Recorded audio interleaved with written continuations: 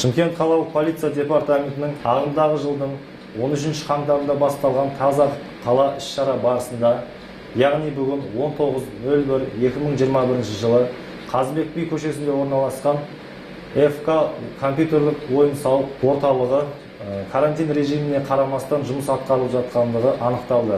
Қазіргі таңда Қазақстан Республикасының әкімшілік құқық бұзу туралы кодексінің 425-іне сәйкес хаттама толтырылып, тиісті органға жіберілді.